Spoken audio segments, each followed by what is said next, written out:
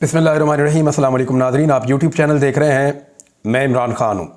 एक इशू नया उठा, वो आपके सामने रखता हूँ। कुछ और ख़बरें हैं वो भी आपके साथ शेयर करनी है, लेकिन सबसे पहले रूस के दारुल हुकूमत में जो अटैक हुआ है इसके कॉन्सिक्वेंसेस बड़े गहरे होने वाले हैं और रशिया इस मामले को जोड़ कर देख रहा है ख़ित्ते में उसकी जो पहले से एक लड़ाई चल रही है उसके साथ, यानी वो यूक्रेन के साथ जो एक जंग की कैफियत में है, जिसमें बहुत सारे मुल्क यूक्रेन को सपोर्ट कर रहे हैं, बहुत सारा असला उसको प्रोवाइड किया जा रहा है, यूरोप और अमेरिका उसकी पुष्ट पे है।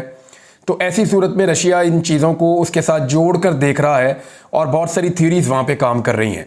आने वाले दिनों में वो क्या चीज़ें करते हैं और किस तरह इस मामले को लेकर जाते हैं, इस पर हम बात करेंगे। लेकिन अब तक की जो इतलात हैं उसके मुताबिक 133 लोग इस वाक़े में, अफसोसनाक वाक़े में मारे गए हैं। रशियंस और पाकिस्तान ने, चाइना ने और दीगर मुल्कों ने इसके ऊपर अफसोस का इजहार किया है और रूसी हुकाम ने व्लादिमीर पुतिन को इसके ऊपर एक ब्रीफिंग भी दी है और ये बताया कि 133 अफराद इसमें हलाक हुए हैं और 120 से ज़ायद लोग जो हैं वो ज़ख्मी हुए हैं। 11 अफराद को गिरफ़्तार किया जा चुका है। एक गिरफ़्तार होने वाले शख्स की एक लीक भी हुई है ऑडियो, और उसके अंदर वो ये दावा कर रहा है कि उसने पैसों के लिए ये काम किया है। ताजिक उसकी ज़बान है जिसमें वो बात कर रहा है और कुछ के बारे में कहा जा रहा है कि ये इसके ताने बाने, यानी रशियंस ये कह रहे हैं कि जाकर यूक्रेन से मिलते हैं। अब देखते हैं कि इसके अंदर फर्दर क्या डेवलपमेंट्स होती हैं, लेकिन अफसोसनाक वाक़े में बड़ी हलाकतें हुई हैं। 20 साल में ये सबसे बड़ा 20 साल के बाद अटैक है रशिया के ऊपर और रशिया इसको ऐसे जाने नहीं देगा। वो बड़ी फोर्स के साथ वापस मुड़ेगा और जिस फोर्स के साथ वो मुड़ेगा आपको आइडिया हो जाएगा। आने वाले दिनों में कुछ सख्त स्टेटमेंट आए हैं, लेकिन इस पर एक अलग वीलॉग करेंगे।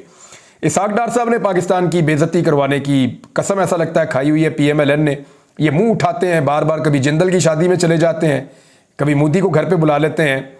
यानी भारत के साथ पाकिस्तान का अब तो मुकाबला वैसे सच बनता नहीं है। भारत की इकॉनमी बहुत बड़ी है, भारत की आबादी बहुत बड़ी है, उसका रकबा बहुत बड़ा है, दुनिया में उसका इन्फ्लुएंस बहुत बड़ा है, लेकिन इसके बावजूद पाकिस्तान ने हमेशा भारत की आंखों में आंखें डालकर देखा है। पाकिस्तान एक एटमी कुव्वत है और वो भी भारत के मुकाबले में पाकिस्तान ने खुद को एटमी कुव्वत बनाया था। अब मामला ये है कि इसहाक डार साहब ने एक स्टेटमेंट दिया जल्दबाजी में और उन्हें लगा कि उनके जो भारतीय दोस्त हैं वो उसका बड़ा मुस्बत रद्द-ए-अमल देंगे। तो पहले डार साहब का स्टेटमेंट देख लें। उन्होंने कहा कि भारत के साथ तिजारत को बहाल करने पर संजीदगी से गौर कर रहे हैं। ये इसहाक डार साहब ने कहा कि पाकिस्तान यानी भारत के साथ तिजारत जो है उसको बहाल करने पर संजीदगी से गौर कर रहा है। भारत से हम प्याज लेंगे, टमाटर लेंगे, उनकी चीज़ें लेंगे, उसके बदले में उनको पैसा देंगे, फिर कुछ चीज़ें वो हमसे लेगा। तो पाकिस्तान बनाता है ऐसा क्या है जो हम भारत को दे सकते हैं? हम तो भारत को नमक दे सकते हैं सिर्फ खेवड़ा से। यहाँ से जो ये हमारी खेवड़ा की खान है यहाँ का नमक चला जाता है, कुछ 2-4 चीज़ें और चली जाती हैं। इसका ज़्यादा फ़ायदा भारत को होता है। पाकिस्तान को सिर्फ ये फ़ायदा होता है कि पाकिस्तान के अंदर वो इजनास बड़ी महंगी उगती हैं, भारत में बहुत सस्ती उगती हैं, तो भारत उनको पाकिस्तान के हाथों बेच देता है। तो पाकिस्तान को कुछ चीज़ें सस्ती मिल जाती हैं मार्केट में और कुछ नहीं होता। अल्टीमेटली इसका नुकसान पाकिस्तानी किसान कहते हैं कि हमें होता है। भारत, मैं तिजारत से मना नहीं कर रहा, मैं ये नहीं कह रहा कि तिजारत नहीं होनी चाहिए। पाकिस्तान और भारत के बीच में तिजारत होनी चाहिए, लेकिन कुछ फैक्ट्स हैं उनको आप जान लीजिए। जब इमरान खान साहब ने भारत से तिजारत की बातचीत की तो उस वक्त PMLN ने, पीपल्स पार्टी ने, ये जो जमातें PDM की हैं जो उस वक्त इमरान खान की अपोजिशन में थी, उन्होंने सख्त मुखालफत की। जब इमरान खान ने कहा कि मोदी के साथ बातचीत आगे बढ़ाना चाहते हैं, भारत के साथ ताल्लुकात बढ़ाना चाहते हैं, मैं चाहता हूं हम एक कदम आगे बढ़ें, तो इन सारी जमातों ने इमरान खान को दीवार के साथ लगा दिया। और फिर बाद में एलिगेशन ये लगाया गया इमरान खान पे कि इमरान खान ने कश्मीर का सौदा कर दिया, ये उन पर इल्ज़ाम लगाया गया और बार बार ये इल्ज़ाम लगाया गया कि उसने कश्मीर का सौदा कर दिया। फिर इमरान खान का रद्द-ए-अमल कब आया?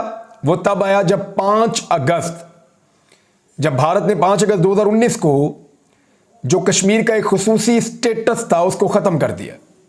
जो आइन के अंदर कश्मीर की एक खुसूसी हैसियत थी जुदागाना, उसको जब भारत ने ख़त्म किया और कश्मीर में एक ब्रूटल किस्म का, एक बड़ा ज़ालिमाना किस्म का कर्फ्यू लगा दिया और फिर कश्मीर में ऑपरेशन शुरू हो गए, तो इस सूरत हाल पे इमरान खान साहब ने बड़ा सख्त रद्द-ए-अमल दिया था और आलमी सतह पे बड़ा दबाव बढ़ाने की कोशिश की थी।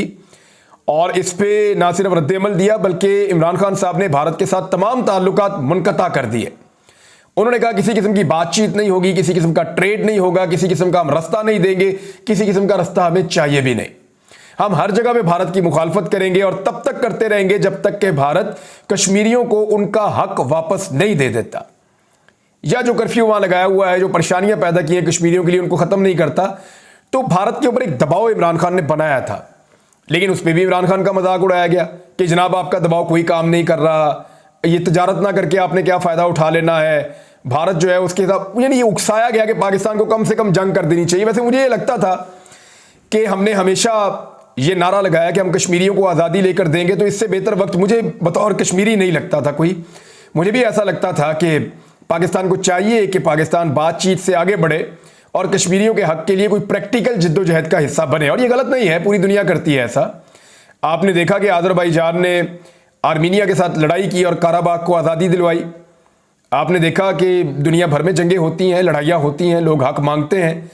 तो पाकिस्तान के बारे में कश्मीरियों को भी ये लगता था और पाकिस्तान के अंदर बहुत सारे लोगों को लगता था कि अब ये आखिरी लिमिट है, पाकिस्तान को प्रैक्टिकली इसका जवाब देना चाहिए।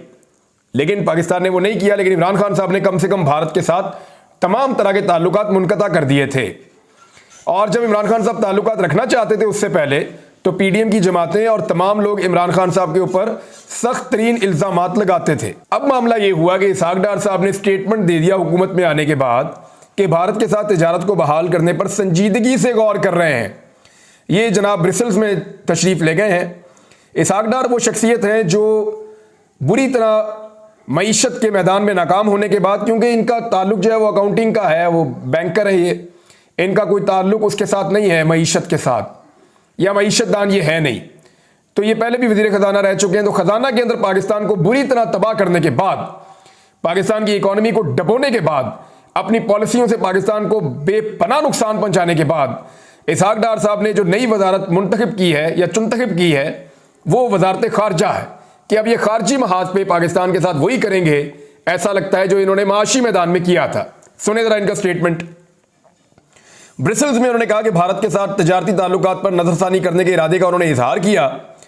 और उसके बाद ये जो खबर है, ये मैं आपको पढ़ के सुना रहा हूँ एक्सप्रेस न्यूज से, और ये खबर भी ये दावा कर रही है कि अगस्त 2019 में भारत की जानिब से मकबूजा जम्मू कश्मीर की खसूसी खुद मुख्तार हैसियत को मनसूख करने के मुतनाज़े इकदाम के बाद तजारती ताल्लुकात मुअत्तल हो गए थे, जो इमरान खान साहब की हुकूमत ने किए थे।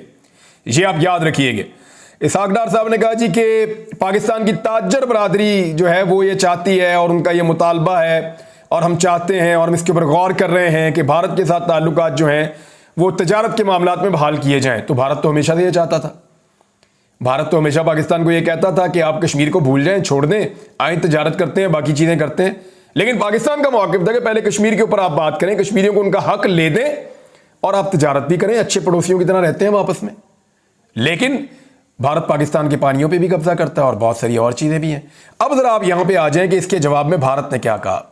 इसहाक डार साहब को पहले असेसमेंट कर देना चाहिए था, या अपने भारतीय हम मनसब से कम राय ले लेनी चाहिए थी, ताकि आलमी सतह के ऊपर संजीदगी से इसको देखा जाता, ना कि पाकिस्तान बेइज्जती करवाता या पाकिस्तान की तौहीन करवाते। इसहाक डार साहब, ये स्टेटमेंट देने से पहले उनको सोचना चाहिए था।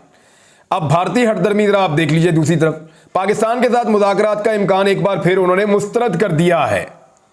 यानी जब इसहाक डार साहब ने कहा कि जनाब हम तो चाह रहे हैं कि तजारत करें तो मुज़ाकरात होंगे फिर, लेकिन उधर जो है वो सिंगापुर में मीडिया से गुफ्तगू के दौरान जब भारतीय वज़ीर ख़ारजा JS शंकर से पाकिस्तान के साथ बातचीत के हवाले से पूछा गया, तजारत तो बहुत दूर की बात है, तो उन्होंने माजी की तरह दहशतगर्दी का वावेला करते हुए पाकिस्तान को सनती तौर पर दहशतगर्दों की सरपरस्ती करने वाला मुल्क करार दिया और कहा भारत का मूड अब दहशतगर्दों को नजरअंदाज करने का नहीं है, ना ही अब भारत इस मसले को खत्म करेगा। माजी को भूल कर बातचीत नहीं हो सकती। भारतीय वजीर खारजा का कहना था हर मुल्क चाहता है कि उसका पड़ोसी मुस्तहकम हो, अगर ये भी नहीं तो कम से कम पुरसकून पड़ोसी हो, लेकिन बदकिस्मती से भारत के साथ ये नहीं है। पाकिस्तान के खिलाफ हर्जा सराई करते हुए भारतीय वजीर SJ शंकर का कहना था कि आप इस पड़ोसी से कैसे निमट सकते हो जो दहशतगर्दी को बतौर सनत इस्तेमाल करता हो। फिर उन्होंने बहुत सारी ऐसी बातें की हैं, मैं अब क्या आपके सामने सारी बातें रिपीट करूं, लेकिन पाकिस्तानी वजीर खारजा को सोचना चाहिए था कि पहले उन्होंने जो झंडे गाड़े हैं मईशत के मैदान में, ये खारजा का महाज है। यहाँ मुल्कों की इज्जत होती है, मुल्कों की खुददारी होती है, और कौमों की इज्जत जो है उसको इस तरह आप चौक में नहीं रख सकते। आप अपनी यकतरफा ख्वाहिश का इजहार नहीं कर सकते। भारत का जवाब आपके सामने है। यानी आप उन्हें कहेंगे कि आप हमारे साथ तजारत करें, वो कहेंगे जी हम आपसे बात ही नहीं करते। इस सिचुएशन में तो पाकिस्तान नहीं था पहले, लेकिन डार साहब की मेहरबानी है, उन्होंने ये पहला तजर्बा किया पाकिस्तान के वजीर खारजा बनने के बाद। जहां तक बात है भारत की, तो एक बात याद रखिएगा कि भारत अपनी हटदर्मी से कभी बाज नहीं आएगा इस मामले में। ना ये पहले कभी आया, ना ये अब कभी बाज आएगा। पाकिस्तान के पानियों के ऊपर कब्जा किसका है? भारत ने किया हुआ है। पाकिस्तान के पानी के ऊपर डैम्स कौन बना रहा है? भारत बना रहा है। कश्मीर के ऊपर किसका नाजायज कब्जा है? जो आलमी करारदादें हैं या अक़वाम मुत्तहिदा की जो करारदादें हैं उनके मुताबिक तो वहां पे लोगों को हक के राय दही देना चाहिए कि लोग वोट के जरिए से फैसला करें कि उन्होंने कहां रहना है, आज़ाद रहना है, पाकिस्तान के साथ जाना है, भारत के साथ जाना है। ये तो कश्मीरी फैसला करेंगे। वहां पे कौन गासबाना कब्जा करके बैठा हुआ है? भारत है। और इसहाक डार साहब उनके साथ ख्वाहिश का इजहार कर रहे हैं। और मैं आपको एक चीज बताऊं, इमरान खान के खिलाफ एक नुक्ता यह भी था आलमी सतह पर कि वो भारत के लिए वो नरमी पैदा नहीं कर रहे थे जो उनसे तकादा किया जा रहा था। इमरान खान साहब बार बार कहते थे कि ये फाशिस्ट है नरेंद्र मोदी। वो बार बार कहते थे कि आरएसएस की आइडियोलॉजी जो है ये वही आइडियोलॉजी है जो हिटलर के दौर से चल रही है। वो बार बार से इनको ले जाकर जोड़ते थे उस दौर के साथ और दुनिया को समझाते थे कि इस आइडियोलॉजी के साथ, इस नजरिए के साथ ये खित्ता खतरे में रहेगा। और ये भी एक वजह थी क्योंकि इमरान खान को बार बार कहा गया कि भारत के बारे में अपने रवैये को तब्दील करें। अब नवाज शरीफ साहब का हमेशा झुकाव भारत की तरफ रहता है, माजी इस बात का गवाह है। वो हमेशा ये कहते रहे हैं, बार बार तकारीर में कहते रहे हैं, हत्ता कि उन्होंने पाकिस्तान की फौज के ऊपर यह इल्जाम लगाया कि पाकिस्तान की फौज ने पीठ में छुरा घोंपा था और भारत के साथ ताल्लुकात नवाज शरीफ अच्छे करना चाह रहे थे। ये उन्होंने बात भी की थी। और इसमें कुछ चीजें मियां नवाज शरीफ साहब की दुरुस्त भी हैं परवेज मुशर्रफ साहब को लेकर। मरहूम परवेज मुशर्रफ साहब ने जो कुछ किया उसका खुमियाजा पाकिस्तान ने भुगता। अब मामला यह है कि इसहाक डार साहब के स्टेटमेंट पे भारत का ये रद्द-ए-अमल आया है। देखते हैं कि पाकिस्तान इसके ऊपर क्या रद्द-ए-अमल देता है। पाकिस्तान इसको डील करता है वैसे ही जैसे इमरान खान डील कर रहे थे या माजी में पाकिस्तान करता रहा है, या पाकिस्तान इसको एक कमजोरी के साथ डील करता है। पाकिस्तानी जो है वो तो उनकी मंशा तो कुछ और है। पाकिस्तानी तो कश्मीर की आज़ादी भी चाहते हैं, पाकिस्तान बराबरी की सतह पे ताल्लुकात चाहता है, पाकिस्तान अमन चाहता है लेकिन इज्जत के साथ अमन चाहता है। तो क्या मौजूदा हुकूमत इस एजेंडे के साथ आगे बढ़ पाएगी? इसहाक डार का कोई तजर्बा नहीं है खारजी महाज के ऊपर, लेकिन उनको वजीर बनाया गया मियां नवाज शरीफ साहब की ख्वाहिश पे। तो देखें अब और क्या गुल खिलाते हैं वो। दूसरी जानिब भारत के लिए एक और खबर है, मैं जरा ये भी खबर आपको पढ़ के सुना देता हूं। अमरीकी कमीशन ने भारत को इंसानी हुकूक के हवाले से खसूसी तशवीश का हामिल मुल्क करार देने की सिफारिश कर दी है। यानी भारत में जो इंसानी हुकूक की सूरत हाल है उस पर अमरीकी कमीशन ने कहा है कि वो दुरुस्त नहीं है। भारत में इंसानी हुकूक की जो सूरत हाल है उस पर अमरीकी कांग्रेस कमीशन का इजलास हुआ। उसमें सिफारिश की गई कि भारत को इंसानी हुकूक के हवाले से जिन मुल्कों को खसूसी तौर पर तशवीशनाक सूरत हाल में रखा गया है इसको भी खसूसी तशवीश का मुल्क करार दिया जाए। और माहिरीन ने इस बात की गवाही दी कि भारत में अक़लियतों के खिलाफ कवानीन का गलत इस्तेमाल किया जाता है। भारत में खास तौर पर मुसलमानों और ईसाइयों पर बदतरीन तशद्दुद किया जा रहा है और बार बार उनको निशाना बनाया जाता है।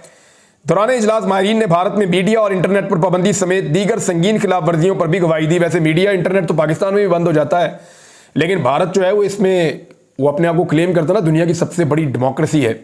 लेकिन जो वहाँ पे मुसलमानों के साथ, इवन छोटी जात के हिंदुओं के साथ जो कुछ होता है, जो कुछ ईसाइयों के साथ होता है, जो जुल्म सिखों के साथ हुआ, इसकी मिसाल दुनिया में कहीं और नहीं मिलती। तो एक तरफ तो भारत को इन चीज़ों का भी सामना करना पड़ रहा है। एक वीडियो जनाब सामने आई है और एक्सप्रेस न्यूज़ के ऊपर ये खबर छपी है, कुछ और जगहों पर ये छपी है। ये वीडियो आपको मंजरनामा दिखाएगी मुस्तकबिल का। थोड़ा सा आप गौर कर लीजिए, आपको आइडिया हो जाएगा कि हमारा खित्ता किस तरफ जा रहा है। एक तो याद रखिएगा कि भारत में जब भी इलेक्शन आने वाले होते हैं तो वो पाकिस्तान के साथ एक मिस एडवेंचर करता है। पाकिस्तान हालांकि मुंह तोड़ जवाब देता है, लेकिन इस मरतबा पाकिस्तान के अंदर जो है वो सूरत हाल अंदरूनी उतनी अच्छी नहीं है। हमारी इकॉनमी की सूरत हाल बहुत बुरी है, हमारा जो है वो पॉलिटिकल सूरत हाल उतनी अच्छी नहीं है, स्टेबिलिटी नहीं है। लेकिन इसके बावजूद पाकिस्तानी कौम जो है वो इस मामले को लेकर हमेशा बड़ी हसास रहती है। भारत हमेशा अपने इंतखाबात से पहले कोई ना कोई एडवेंचर करता है। अभी भारत ने इस खित्ते का महंगा तरीन एक सौदा किया है। राफेल तैयारे उन्होंने लिए हैं फ्रांस से। उन तैयारों को जस्टिफाई करने के लिए मुबैना तौर पे जो कुछ इत्तलात आ रही हैं उनके मुताबिक भारत कोई एडवेंचर कर सकता है। तो क्या ये खित्ता ऐसे किसी एडवेंचर का मुतहम्मिल हो सकता है? ये एक बड़ा सवाल है। एक तरफ से ये खतरा है और दूसरी जानिब ये जो वीडियो सामने आई है, इसमें ये वीडियो में देखा जा सकता है कि अफगानिस्तान के इलाके में हाफिज गुल बहादुर ग्रुप के जो ग्रुप है उसके लोग जो हैं वो तहरीक तालिबान अफगानिस्तान, उनके कमांडर हैं जी याह्या, ये हदायत दे रहे हैं कि हम पाकिस्तान से बदला लेना है और हम उसके लिए तैयार हैं। आपने पाकिस्तानी पोस्टों पर हमला करना है और उसके बाद वो बता रहे हैं किस किस के बाद क्या हथियार होगा और किस तरीके से अटैक किया जाएगा, कैसे जख्मियों को जो है वहाँ से वापस लाया जाएगा। तो ये पाकिस्तानी फोर्सेस के ऊपर अफगानिस्तान की तरफ से हमला करने का मामला, और इसके ऊपर ये जो पाकिस्तानी मीडिया ने रिपोर्ट किया है, पाकिस्तानी मीडिया ऐसी कोई भी चीज़ पाकिस्तान के इदारों की इजाज़त के बगैर या उनकी मर्जी के बगैर रिपोर्ट नहीं कर सकता। तो मैं ये समझता हूँ कि ये मुसद्दिका चीज़ है और इसमें ये बात बड़ी क्लैरिटी के साथ आ गई है कि पाकिस्तान के ऊपर जो अटैक है, जो प्लान किया गया है, उसमें टीटीपी तो पहले इन्वॉल्व होती थी। अब टीटीपी के साथ तहरीक तालिबान अफगानिस्तान जो है उसकी इन्वॉल्वमेंट भी ये वीडियो बता रही है। तो क्या पाकिस्तान के लिए हालात एक नई सिमत में मुड़ रहे हैं? देखें, ये अफगानिस्तान वो है जहां से अमेरिका ये कहकर निकला है कि ये रियासतों का कब्रिस्तान है, अंपायर्स का। तो बहुत मुश्किल है वहां पे जाकर किसी लड़ाई को लड़ना। लेकिन क्या पाकिस्तान के लिए ये आसानी होगी इस वक्त? क्योंकि देखें ना, एक तरफ इंडिया है वो हटदर्मी से बाज नहीं आ रहा, दूसरी हमारी एक सरहद है जो हमेशा महफूज थी अफगानिस्तान वाली, वहाँ पे इस किस्म की सूरत हाल हो रही है। थोड़ा अर्सा पहले जो ईरान है उसके साथ भी पाकिस्तान की एक इस तरह का मामला हो चुका है कि उन्होंने यहाँ पे आके अटैक किया, पाकिस्तान ने वहाँ पर जाकर अटैक किया। ये बड़ा क्रूशल टाइम है और इसमें बड़ी समझदारी के साथ फैसले लेने की ज़रूरत है पाकिस्तान को, और इन मुश्किलात से निकलने के लिए पाकिस्तानियों को मुत्तहिद होने की ज़रूरत है। लेकिन उसके लिए ज़रूरी ये है कि पाकिस्तानी कौम का दुखड़ा जो है वो सुना जाए और कौम का हाथ थामा जाए और कौम की बात को सुनकर उसको समझा जाए और उनकी मर्जी के मुताबिक फैसले किए जाएं। अब तक के लिए इतने, अपना ख्याल रखिएगा, अपने इस चैनल का भी। अल्लाह हाफ़िज़।